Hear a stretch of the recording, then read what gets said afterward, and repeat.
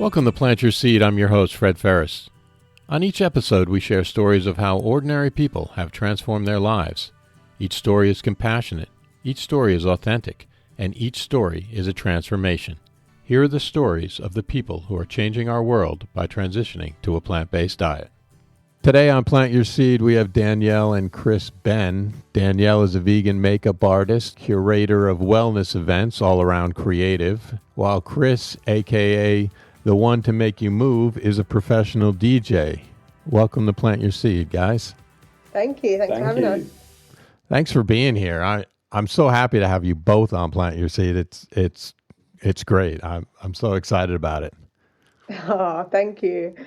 Now, recently, about 7 months ago, 38 weeks if we're actually counting, you had a baby girl, Savannah. Congratulations. Thank you very much. That's fantastic. Now, how is she doing? Oh, she is up and about. If you define energy as Savannah, she's just a bundle of joy. She's nearly 9 months now, and she's she's standing on her own. Really? She'll probably be walking, I think, within the next kind of month or so, but she's been amazing. She does her little squats. She'll be standing, she'll be down and then up again, and it's just amazing to watch her grow. And yeah, like Chris said, energy, pure energy. Have you gotten to the point where you put her down and then you turn around and she's gone? Yeah, that kind of energy, yeah. Or changing her nappy's getting a little bit hard now because she just doesn't sit still, she just wants to flip over as, Right. Is she eating okay and everything? Recently, yeah. We started kind of weaning her a couple of months ago, a little earlier than we planned to actually, but due to some issues I was having, I was trying to breastfeed a little less. So she likes to feed herself. She likes to feed herself a lot more than spoon feeding.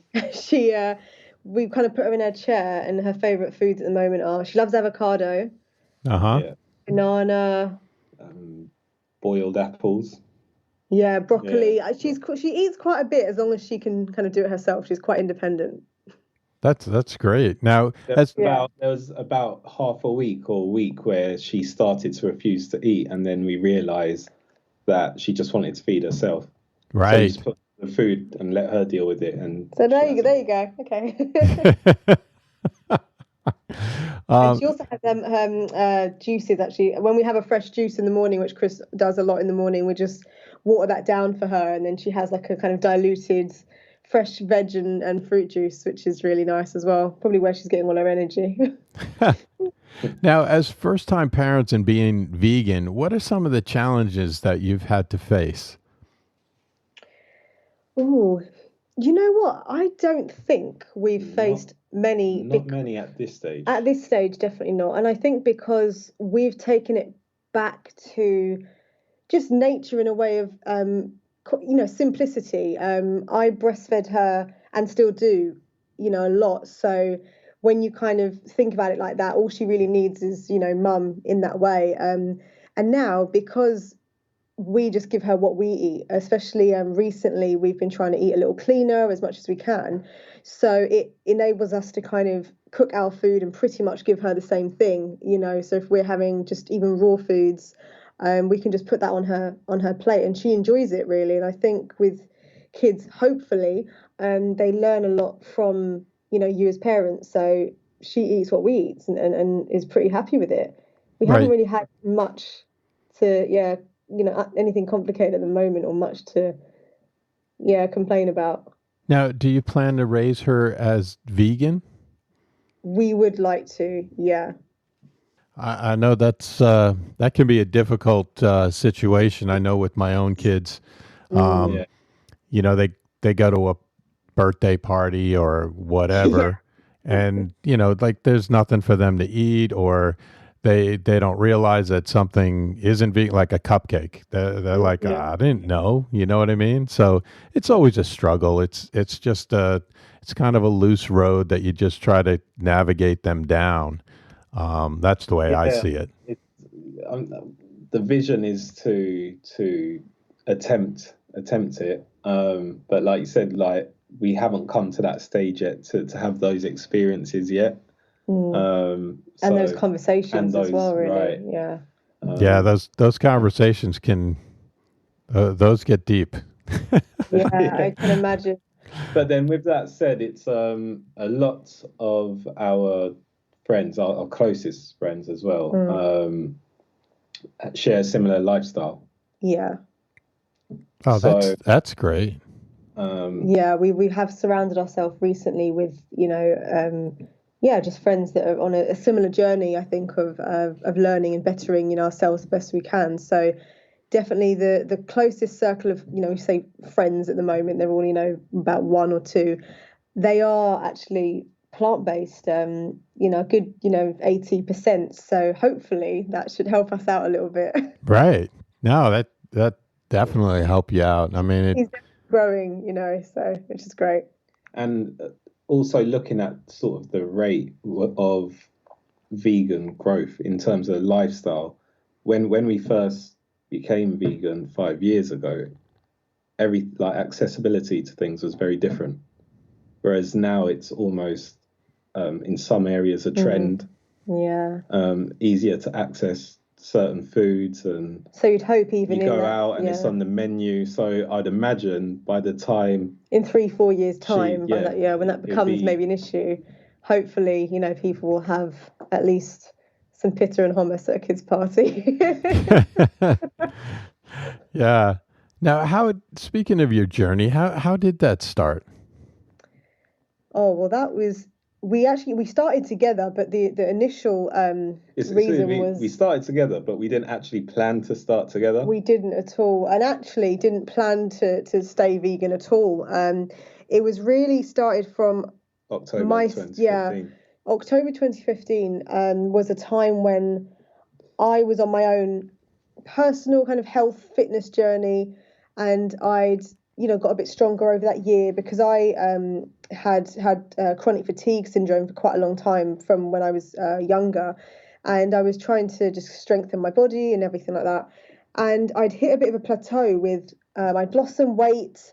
I felt great, but I wasn't seeing kind of any next steps or next leveling up really. And a friend had recently done a vegan challenge for 30 days.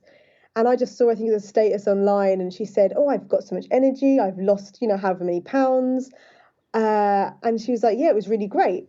So I just thought, "Oh, I may do that for 30 days, and it may just boost that next level of, whatever I'm looking for."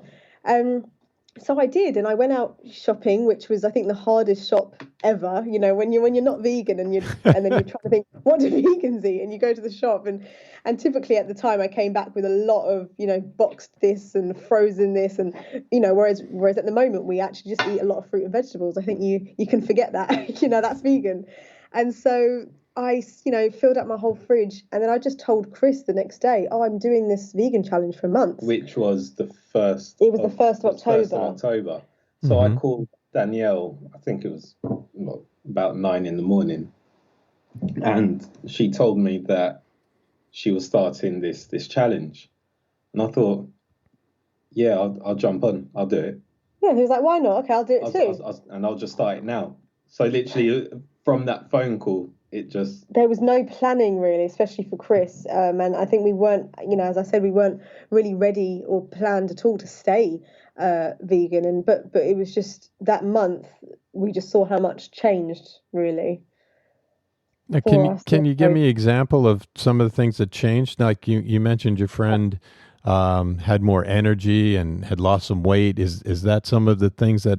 Yeah, I mean, for me, I noticed that there was a weight loss, and also I noticed the energy. I just felt lighter, I think is the word that I would use, and I think a lot of people, when you speak to them, also say the same thing. There's just a heaviness that you didn't really know was there before. We didn't necessarily feel, I didn't feel ill or anything before I went vegan, but I was just like, oh, I just feel even lighter, a bit lighter on your feet and all of this. And Chris noticed something quite drastic. Yeah, so at the time I was training for a half marathon, and after about 2 weeks, when you train, your times get better in general. but there was a significant boost because once I changed my diet, within a week when I was going for the run, I'm not to get too not necessarily graphic, but I'd be running and suddenly, like when I'm sweating, now my sweat was burning. And I thought, oh, is this my body cleansing? At first, I didn't understand what was happening. And then I started talking to some friends who've done the journey, who, about the same lifestyle. And they said to me, well, your body's cleansing. And then the following week, I just, my personal best just significantly just by minutes and minutes, and each day, like Danielle said, I was feeling lighter. At work at the time, I remember my thoughts were getting clearer. There was a clarity, mental clarity. To say that is strange, because if I had said this to myself prior to changing my lifestyle, I would have thought, well, there's nothing wrong with my thoughts at the moment, or the way I think, or I don't experience fogginess. But it's after doing it, and then you feel this new experience. You realise there's a new level to. Then you're like, oh wow, I feel lighter now. So suddenly you do realise I was feeling heavy before.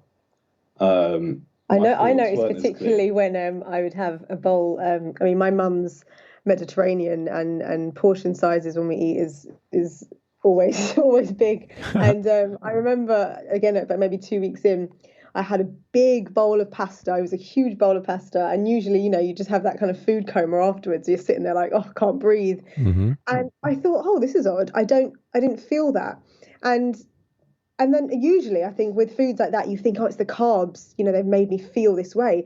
But I thought the only difference was I didn't have, tons of cheese on top, or I didn't have the meat that was in there. And I thought that was the only difference. So I thought, oh, maybe the dairy and the meat is where the heaviness is, not necessarily, in the carbs. But I think an important part to mention at this point as well, when changing the diet, not only, is it vegan? It's whole food based. Right. Whole food plant based. Yeah. So it's whole food plant based. So we're not talking junk food, vegan, going out necessarily eating all that crap and I don't know, Fritos and Doritos and I was having more juices, and because we were on a health journey, anyway. So we were using the veganism as a way to get healthier, really. So if we'd have kind of spent that month just eating, just junk food, it would have just, nulled out anything. So that, I know, played a massive part. So physically, I felt better. Emotionally, I felt better. And then that sort of transferred in the spiritual side of things as well. Because when you mentally feel lighter and you go into meditations and things like that, you feel more elevated. I think we both experienced that, definitely. I felt a lot of my spiritual kind of health in a way I just felt was just heightened dramatically in that month as well. So really noticed a lot of changes in a lot of different ways. Yeah, now that's one of those things that I've found as well, just kind of the focus and the clarity. It's hard to explain to other people. Yeah. Because you don't know it. You don't know it until you've seen, another side, and then you can look back. It's almost, like any experience, when you're younger, you maybe don't realize you're going through crazy hormonal changes and you're acting like a brat, and then afterwards, oh, wow, I really was, So it's one of those things you have to come out of, I think, in order to see what, was there before. It's the way I try and sort of explain it to people is, if you drive a car at 70 miles per hour, that's a fast speed to drive. So if you're used to driving that, then you'd say to anyone, I drive 70, like I function fast. But then you clean up your diet, and now it's like in your mind you're driving 90 miles per hour. Right, the way your mind's working. Right. Yeah. And so this is when you say it's hard to explain to people. That's a way I try. I'm saying, well, yeah, you're running good now, but your system can run even more optimal, you know? I think that's the thriving part, really. There's the functioning, we all function pretty well, but then there's another level of thriving in life. And another change for me, actually, I forgot to mention, is that health-wise, I became ill a lot less, to the point where I'm struggling to think of how many times in the past 4.5 years I've actually been ill. But also, like with that, it's you don't realize that you haven't been ill until you do get ill. So it's like I'd get a cold in the winter, and it's when I get that cold is when you think, wow, I haven't had a cold in 3 years. That kind of, when you're healthy, or when you're feeling fine, you don't think about the fact that you haven't got ill. And a lot of people have around us, especially in winter time, you get the typical colds and flus and sniffles and that. And it's only when you kind of get it after quite a long time, you realize, wow, that's a big change. Because especially me, my immune system was terrible. I was always getting ill. And I'm quite an open person, so I'm going all in when you ask those questions. Good. Right, I don't hold back. So another, it's all coming back to me in stages. Another big thing for me was when I used to brush my teeth in the morning, I would have mucus on my chest. Yeah. And since I've changed my diet, I've not had any green mucus. Yeah, completely right as well. Yeah. And that to me sort of, which we know now is shows what's happening on the inside. Yeah. Right. That I believe is the dairy. Yeah. Exactly. Kind of very mucus forming. Exactly. And I've noticed that personally. I've had, aches and pains and things like that, which the dairy kind of adds to. And once you eliminate that, all those kind of minor aches and pains go away. Definitely. Around my house, we have a little joke that's like, we're vegan, we don't get sick. So yeah. that's our little thought process anyway. As you were mentioning, not getting sick, and it's true, because I don't feel that my family gets sick at all. I mean, and then like you said, when somebody does get sick, you're like, oh wow, somebody is actually sick. Yeah, it's really noticeable. Right. It's really noticeable. It's a thing because it's an event because it hasn't happened in a while. Right, right. In a long time. We definitely see that, yeah. Now, you guys mentioned meditating. Now, is that something some part of your daily routine? Should be more of, definitely for me. But yeah, it has been. I think prior to having our daughter, our children, it was a lot more daily. Whereas now we're still adjusting, to parenthood. I think finding Danielle's a routine situation again. with her back. So yeah, I've had some back issues over the last few months, but we're finding a routine again. But it's definitely something that's important to us because we see the benefits of it again, really. So it's definitely something we need to implement back into daily life, definitely. Now, are there anything that you guys struggled with when you first became plant-based? Whether it was, I don't know, friends or family? Yeah, I think friends and family around those. I think that's quite a common thing actually for a lot. I mean, on my side, there was I wouldn't say a struggle. For me, it was a change of lifestyle, and everyone has their view on it. So I didn't fall out with anybody, but initially, I was not the joke, but a comment always had to be made. Yeah. And it is like the vegans are always there for comedy value, aren't they? Make everyone laugh. I'm like, what? After 2-3 months of it, I started to get tired of it. Yeah. And my patience had become a bit shorter, but then, a month after that, I thought, you know what, like, I feel good. I feel the best I've ever felt. So, you know, I'm fine with what I'm doing because I know I'm thriving more. So I think a lot of say what you want. a lot of people go and through then the a stages. year after that, ironically, like I mean, I remember I was in the office one day, and especially in a sales officey environment, when you're jokes are a thing, banter. Everyone's got the jokes.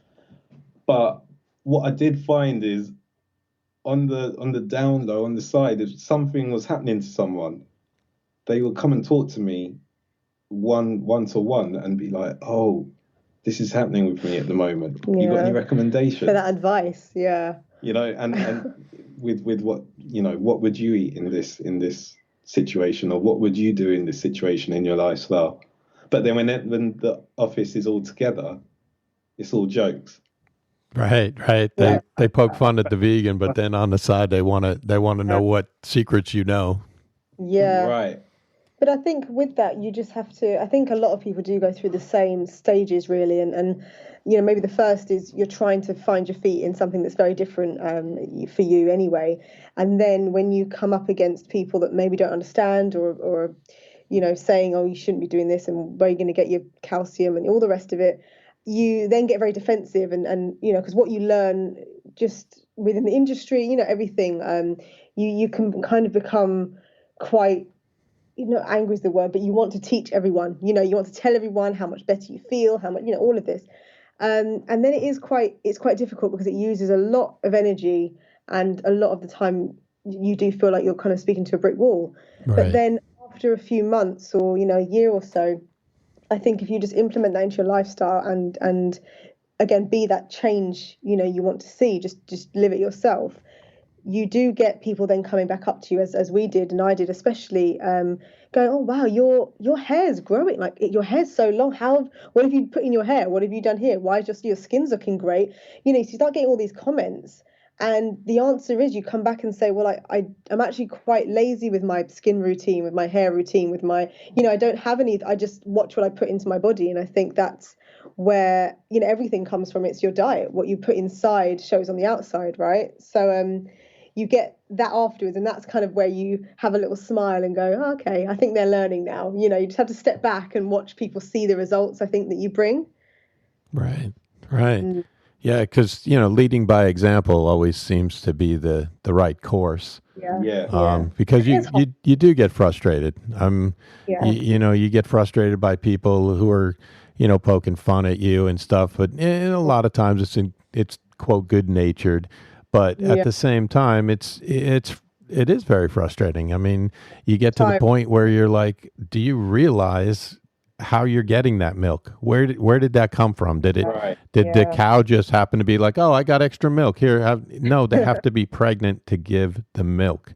Yeah, just go down that rabbit hole, and no one really wants to go down. No, they don't. That's where an area where it starts to get very personal, because then you're talking about compassion, right? And and this is where it can get very touchy feeling for some people, because in their head they can say, "Well, are you saying if I eat meat then I'm not compassionate?" And I'm saying, well, if you word it like that, what you're not being compassionate to the animal. Right. It's something they have to decide for themselves, right? Right. I'm not saying you're not a compassionate person, but the act of doing that is not compassionate. And that's when I find that it's the compassion area where things get very personal. I think what I would struggle with is I think before I actually went vegan, if I heard what I would be saying to people, if I heard the same kind of talk, I would rather people came out and said, "I agree with you, I can see what you're showing me, and wow, it's terrible, you're completely right," or "Wow, that does look like a healthier diet, it's just maybe I'm not ready yet."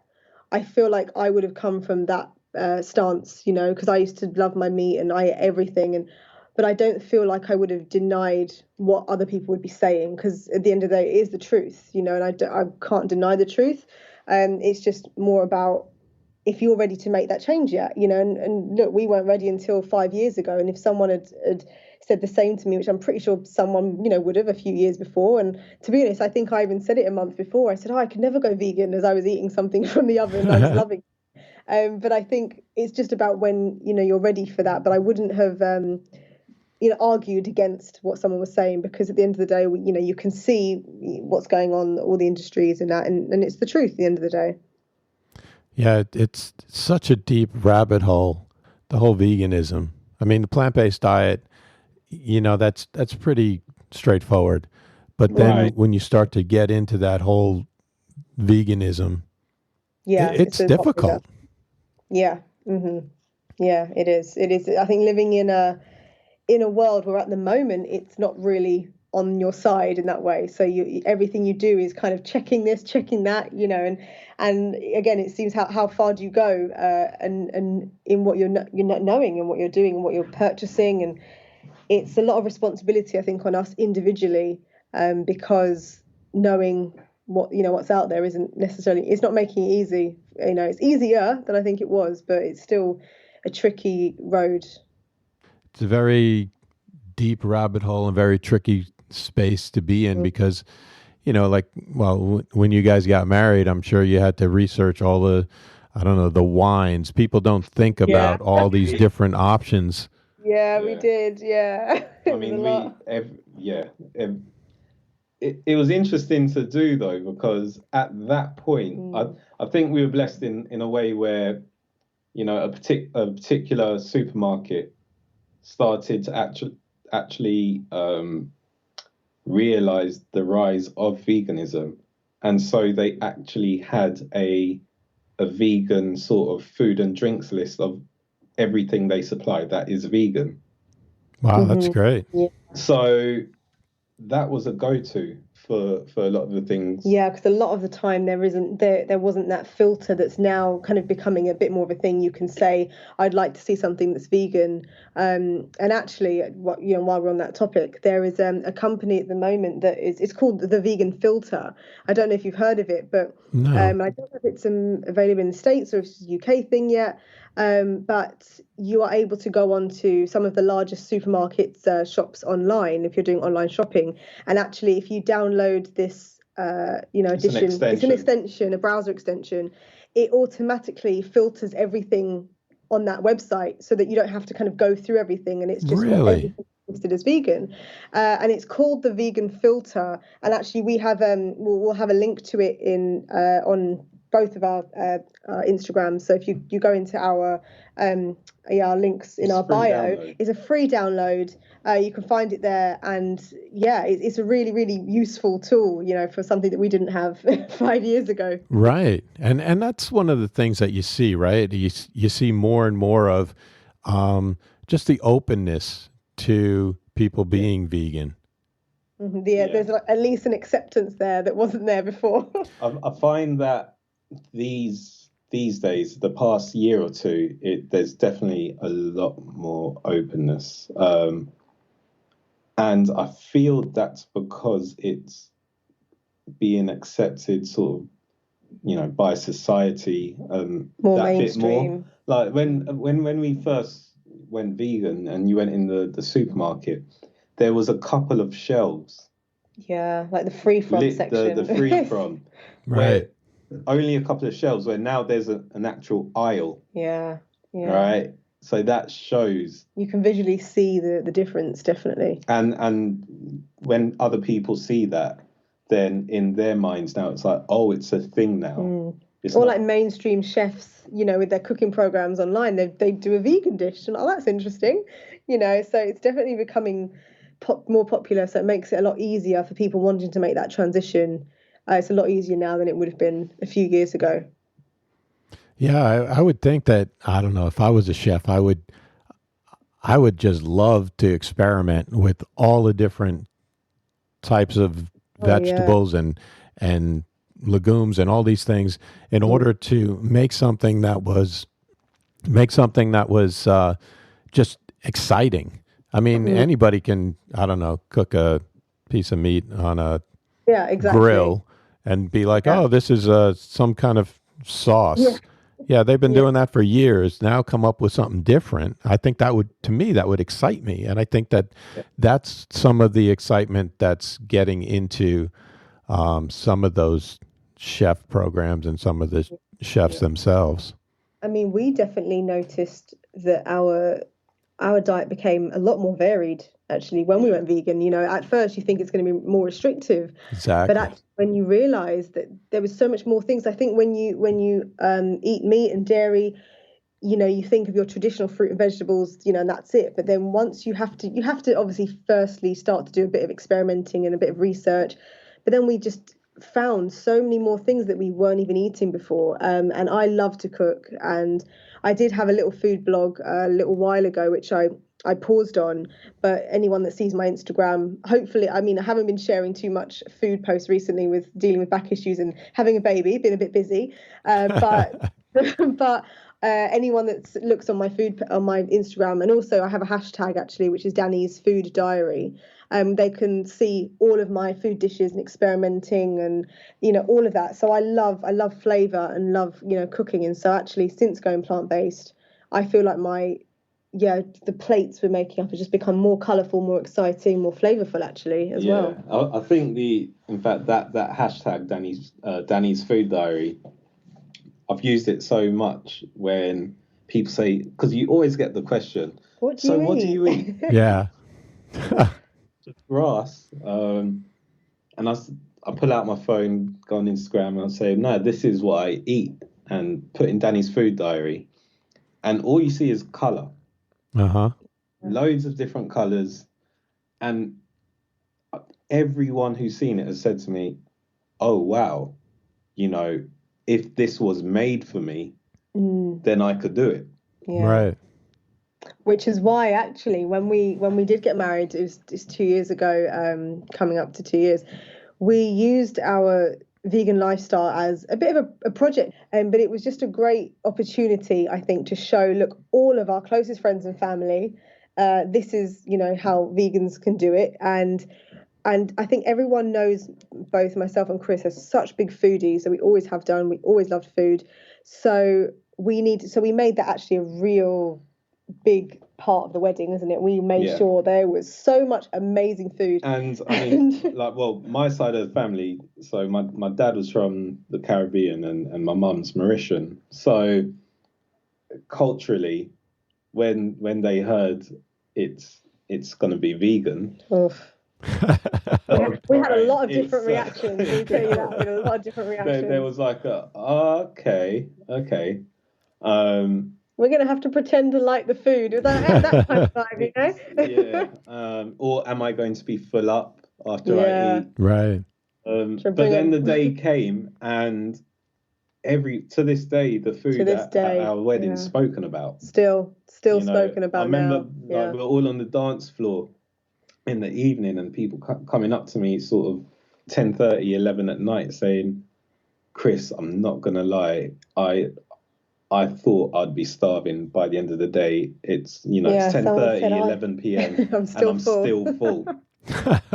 You know. Someone said, I thought I'd have to go to KFC afterwards. And what we had in the evening was jackfruit burgers, but like crispy jackfruit burgers. Yeah. We had a great blend of healthy foods, filling, you know, sustainable foods, and also, you know, junk food, to show that variety within vegan food as well, you know. Right. And to this day, everyone talked about those burgers at the wedding. They loved it. You know, vegan and non-vegans. We had all the desserts. We had 5, 6, 7 types of dessert. Yeah. You know, and the creamiest, you know, like cheesecakey things that you couldn't think you'd get vegan as well. You know, so it was such a success. I mean, it was a beautiful wedding day. But the thing that we really remember just about it in that way was just how much I think we not necessarily converted to veganism that day, but opened people's eyes to, oh, wow, you know, and a lot of family and friends since then have changed their lifestyle since then. So it worked, definitely.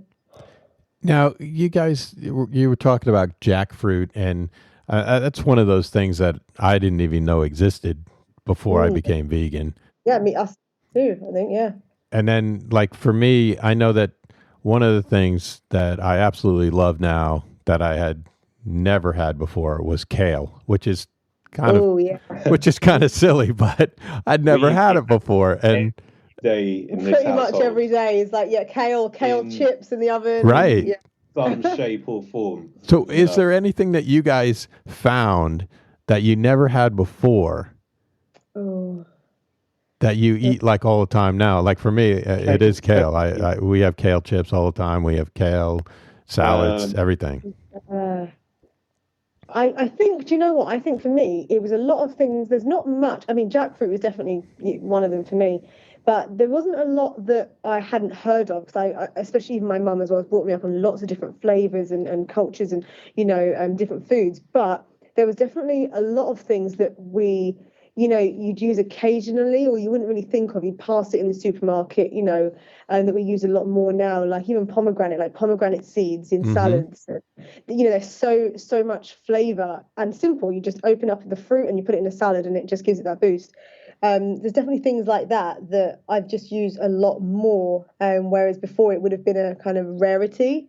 So that, yeah, definitely the kale. I think for me it's slightly different in a sense where I've fruit and veg have always been a big part of my life because between the age of 10 and 14 I lived in the Caribbean. Mm. So I would even grow my own vegetables out there. So since I've gone to a whole plant-based food diet, whole food plant-based diet, um, I've I haven't necessarily found that there's something I use more of. It's just I just have those things all the time. So I like mean, I I don't said, know how much peanut butter you used to have, but now okay, that's definitely a right, thing. actually, Every day in his smoothie, there's a lot of peanut butter I'll, and also blueberries. I've never seen you eat any. We've been together over 10 years, and blueberries is definitely a thing that you have every day now. blueberries part of the relationship. Yeah, Yeah. blueberries and peanut butter in his smoothies is definitely a daily thing. Oh, that's great. That's Yeah, great. Okay, fair enough. fair enough. Yeah, I'll give you that one. I notice what you eat, isn't it, babe? I notice. Now, besides obviously Savannah, what's one of the things that you're really excited about now in your lives? Oh, well, you can go first. Well, for me, with the quarantine situation, and being a DJ, all my gigs over the past few months and a couple of months to come, they all got cancelled. Right. So, but we're both creatives, so that doesn't it might stop work in one sense, but then gives you time to then think of work on the other projects. Yeah, there's always a So project. right now I'm planning because I'm still in the planning stages. I won't say too much, but I'm trying to plan a 3-part series, Docu-series. like a docu-series on the 90s dance scene. Oh, nice. So Which is big, particularly in the UK. Like right. the dance music, yeah, it was huge. And now I've got the time not only to plan that, but to actually film it as well and direct it and edit it and so forth. So that will be happening quite soon, putting that into action. So that I'm quite excited about because it's one of those things. I've entertained the idea on and off the past couple of years, but timing with life, how life goes, and yeah, never had the time to do it. So now is that time. So I'm actually very excited about that. Yeah, and then myself, I'm just literally about to launch a new business, which I'm really excited about. I've kind of over the last couple of years have created trips and events, travel and kind of wellness social events for a community of not necessarily just vegans, but the conscious community, people looking to learn better themselves, grow, meet new people on a similar journey, similar lifestyle. And I started doing these events, I think 2017, and things had slowed down a little bit. Pregnant, had a child, moved house and all of that. But I'm now starting a business to kind of just relaunch that in a fresh way, which is also going to be just a bit of a lifestyle business on top of the event. So we're selling kind of branded clothing, attire, t-shirts, jumpers, which are all of these are vegan, organic cotton, as sustainable as we can. Just putting that out there. So it's kind of the events as well as clothing and kind of lifestyle accessories. Hopefully encompasses the vibe that we're trying to put out. We're just trying to better ourselves, better the world through love, higher vibes, And yeah, I'm smiling now as I'm talking about it, because that's something that's on the verge of coming out. So I'm really excited about that. That's fantastic. That sounds great. Thank you. Yeah, I'm excited to hear about both of those projects in the near future. I'll definitely keep an eye out for those. Yeah, we'll keep you posted on the progress. This is one of those times that people can take it as a positive or a negative. You're in your quarantine, lockdown, whatever you want to call it, pause, and you can take this time and you can focus on some of the stuff that you've been trying to do for years, like yourself, Chris, and do that. Or you can take it for whatever you want, or you can sit around and, I guess, have bottles of wine and wait for it to end. That's I guess that's one option, but I think that it's the people that take this as an opportunity to do something with it. I think that's with everything we experience in life as well. Not just this. This is something that's happening to everybody, but it shows just how people react to scenarios in life, because no one can really say, oh well, this happened to me. Look, this is something the whole world is going through right now, and people are reacting in very, very different ways to it. So I think that's something that we always try and focus on, the positive, and I think, just see things in a different way. I mean, even with what I was dealing with my back, and, for people that wouldn't know, I've had several vertebrae collapse in my spine due to something we're still trying to work out. But there was a time where I was literally bedbound, and all I really had was my mental, I had my mind. I couldn't move. And I thought, my goodness. But in that time, actually, it's enabled me to focus on this new business. This was a tiny thought in my mind maybe a year ago, but it's enabled me to kind of go, all right, and get my creative ideas flowing, and that kind of kept me busy and kept me in a mindset that I wanted to stay in. So again, there's positive, negative. I think events that happen in our life, we've just got to see them as an event, as such, and then it depends on our outlook. Our outlook defines whether it's then a positive or negative experience. Exactly. I couldn't agree with you more. I liked what you said about how everyone's going through it, and that you can take it as a positive. Yeah. I mean, there's so many people that I've seen that are doing something with their lawn or whatever, and I'm just thinking, are you just waiting for it to end? Yeah.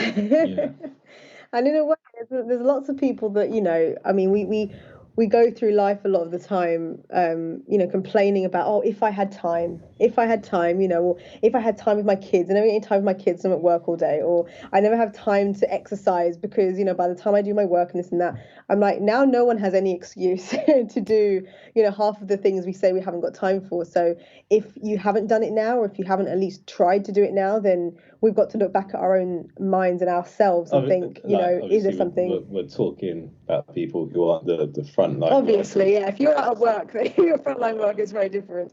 But for a lot of us, not much really changed for us in terms of lifestyle because of what I was dealing with myself. We were at home so much anyway. But there's definitely a lot of people that, you've got time now to do something, and do something that you maybe couldn't before. So it's a time, we're never going to get this time back really again. So it's use it while you can. Right. It's more of a lack of discipline. Yeah. Right. Yeah. Yes. I think that's where some people may hopefully realize that about, ourselves. If we realize, oh, wow, I still haven't gone out for that run and I've been off work for 3 months, then you start to think maybe it's me. And, and if you do come to that conclusion, then it only means you can then change, because we have to realize, we have to know in ourselves what we're maybe doing wrong, and then we can fix it. Right. I mean, it's a great opportunity for anyone. Okay. If you want to learn piano, better yourself in any way, learn a language, whatever it is. Yeah. Online courses are going free, Right. A lot of opportunities. Yeah. So it's just one of those things that I think that people will just, hopefully everyone will take it and run with it. And we'll come out of this on a better side on the back end when we finally get there. That's it. Can only hope. Now, what is one habit that helps you stay on track with your plant-based diet? For me, I think knowing the intentions of why you're doing things, I think helps. Yeah. Because I think when we turned to a plant-based diet, and advice I would give people that were trying and still trying now, when people come to us and say, do you have any advice? I think firstly, know why you're doing something, and it helps to keep you on track in a way of, I tell people that I never saw, going vegan or plant-based as a diet as such, because diets fail. They always fail. So even at the very beginning, as we said, we did this challenge, and then it stuck. I never forced it upon myself. I never deprived myself of anything. And so in those first few months, I thought, I want to stay this way. But if I really felt like, having that piece of cheesecake that was at a family, friend's party, I'd go, okay, I'll have a little bit, because then I would taste it and realize I didn't want it. It was only the memory of having it before, and actually having it again, I thought, this doesn't taste the same, and I don't actually want this anymore. So it enabled me to then grow from that. And I feel like if we deprive ourselves, then you only want something more. So I think every day, knowing that we're trying to just better ourselves, live healthier lives, get the planet back to a healthier state, that helps me definitely. I think for me, in terms of the actual lifestyle, I don't have a habit that keeps me on the lifestyle, because it's my lifestyle, if that makes sense. Yeah. Where the habits kick in for me is how healthy I'm having that lifestyle. So I will still go out, and the biscuits that that we do eat, sometimes when I'm passing them in the aisle, they find their way into the trolley or the basket, and then the next thing I know, they're on the shelf at home.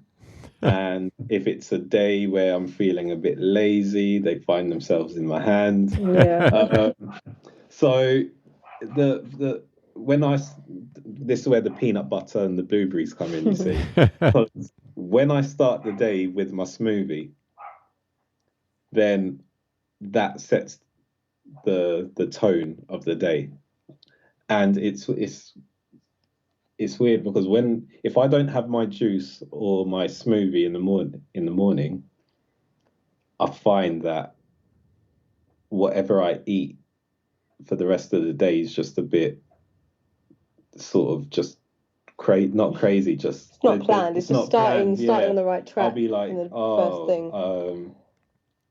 I had, I don't know, I didn't have that this morning, so suddenly I will just have the biscuits. It's almost like, when you start the day with like a fresh juice, it starts your day off good. If you start the day off with a biscuit, you're like, well, I've kind of ruined today anyway, so you start again tomorrow. Right. It's that kind of thing, isn't it? It's that. So that's where the habits come in for me, in terms of how healthy I eat throughout the day. If I start it, as clean as possible, I tend to follow that. Yeah, follow that for the rest of the day. And I think actually also it's not so much a habit, but in a way of trying to continue a certain lifestyle, whether it's veganism, plant-based diet, anything in your lifestyle.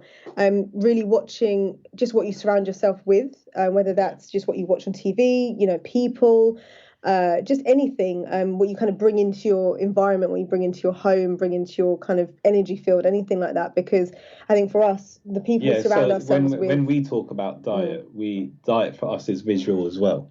It's everything. Right? So everything you absorb, really, on your skin, on your social everything. medias. What are you following? Yeah.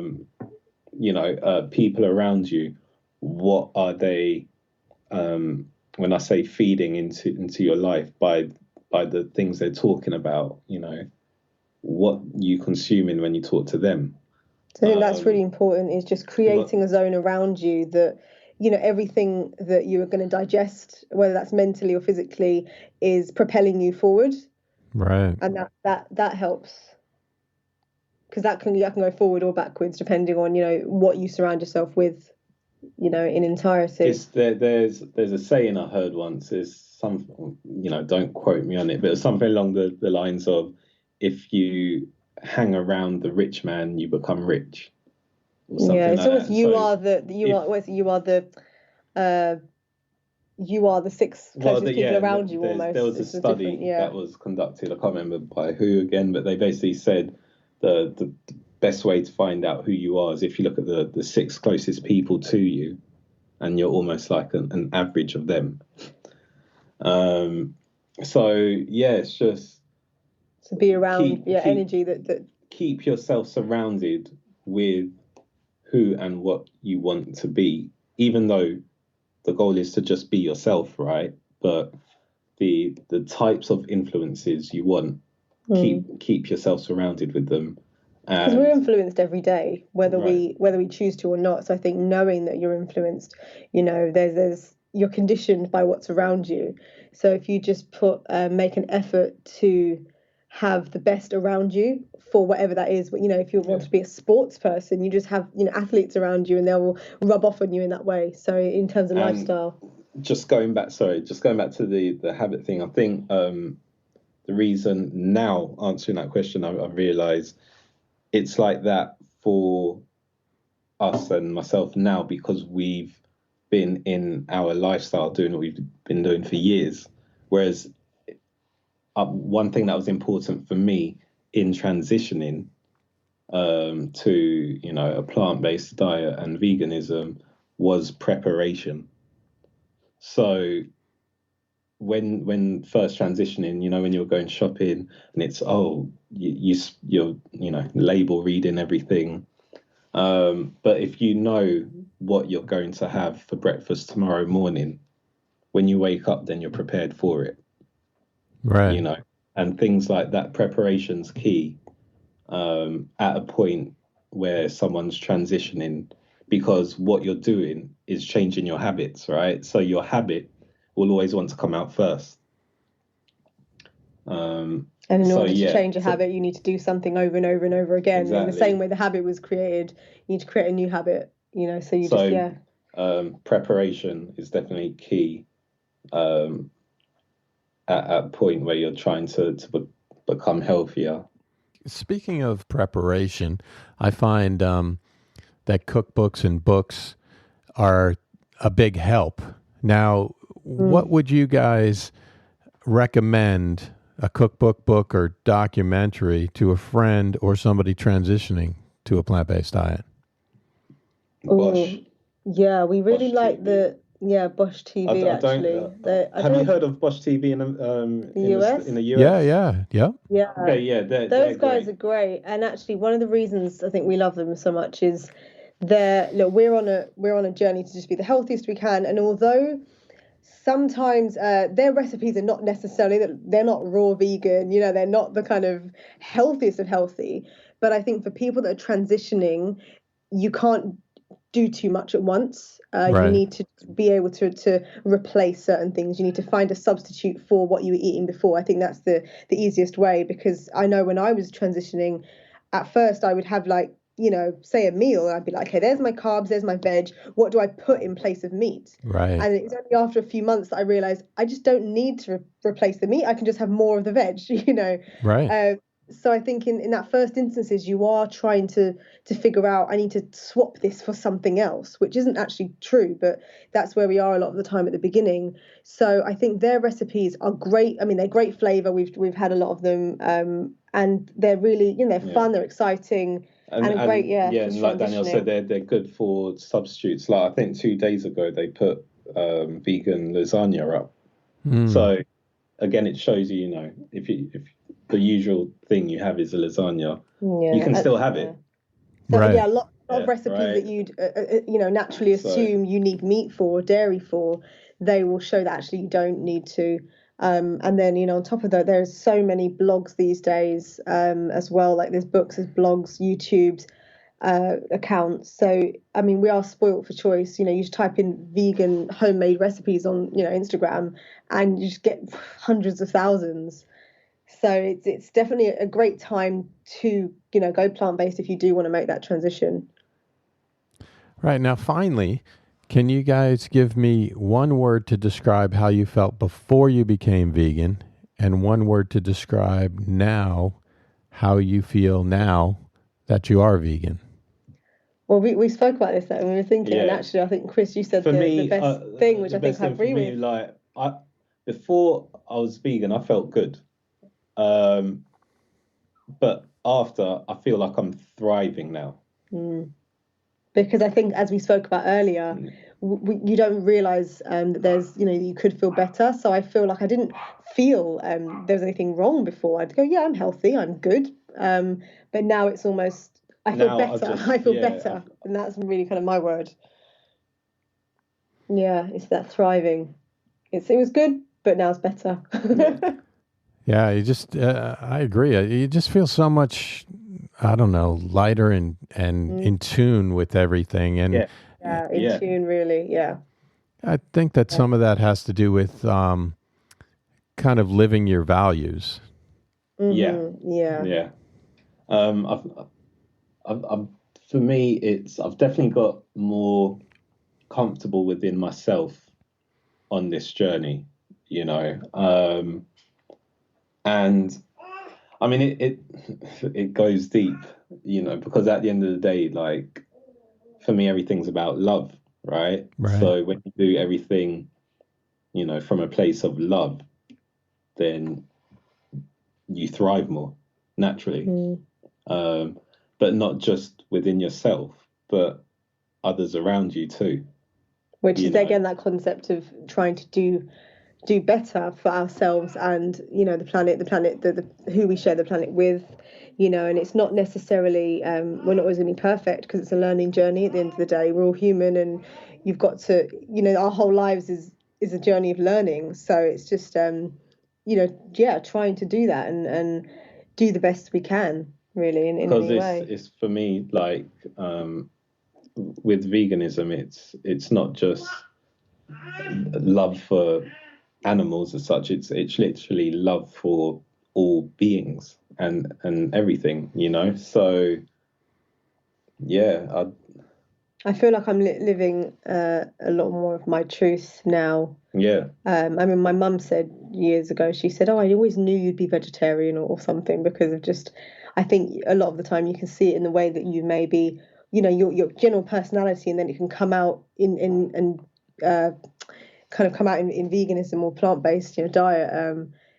Thinking back, even in my lifestyle from when I was just really young, I go, yeah, I can imagine, because I've always been, at one with nature. I've always I used to build houses for ants and stuff when I was like 5, and I just think like that, and just really caring, I think, for the environment and animals. And I think a lot of the time we're brought up just naturally with a diet that, again, was kind of programmed into us. We just believed that this is the typical diet, that's best for us. And when you think back and go, actually, if I had to make that decision myself, I probably wouldn't have gone that way. And so, although even with our daughter, we'd like to raise her in the same way that we live, again, we it's her life and her choices, but we can only teach her, I think, what we know and what we feel is best, and also encourage her to do her own research, though, to learn for herself and make the decisions that she feels will best teach her in her life. Yeah, no, I couldn't agree more with my children. I'm always just giving them information. They're always coming to me about questions that they have, whether it's, people coming at them or, kind of how to retort and things like that. I think the best thing to teach the children really is just how to think for themselves and how to research for themselves, rather than, because even though I feel like, we're doing some things, healthier than maybe our parents would have, it's still not our place to force anything. Right. So it's, make those decisions based on, what you feel is best, coming from the right intentions. Yeah, I find that when you explain the compassion and where stuff comes from, they get it. With older people, I find it's more difficult because they're entrenched in their ways. But with the younger people, like my daughters, you explain that to them and they're like, wow, that's really weird. Yeah, like it's quite obvious. It's like, why would you do that? Especially, especially we take children to the farms to see, to see the sheep, to see the chickens, to see that. And then it's like, then you go have lunch and they don't know what they're eating. And it's just quite strange when you think about it. Right. Well, it's such a pleasure speaking with you guys. Thank you so much for taking the time. Oh, likewise. It's been really lovely. Thank you. Now, what's the best way for people to reach out to you on Instagram, the web, social media, to get a hold of you guys? So for me, the best way to reach me is on Instagram. My handle is It's Chris Benn. So ITS, It's Chris Benn. And your website's the same. And my website's the same. It's chrisbenn.com. And for me, I'm usually on Instagram is my preferred social media, which is Danielle Bianca Benn, and that will have all other information in terms of any other businesses. So you'll be able to find us there. Awesome, great, thank you again so much for being on Plant Your Seed. Oh, thank you so much, Fred. It was really lovely. Thanks for having us. Hope you are inspired by this story, and remember, it's never too late to plant your seed. Links to everything we talked about on the podcast can be found on Instagram at plant.yourseed in the show notes tab in the bio. If you enjoyed the show, remember to leave us a review, and until next time, thank you for listening.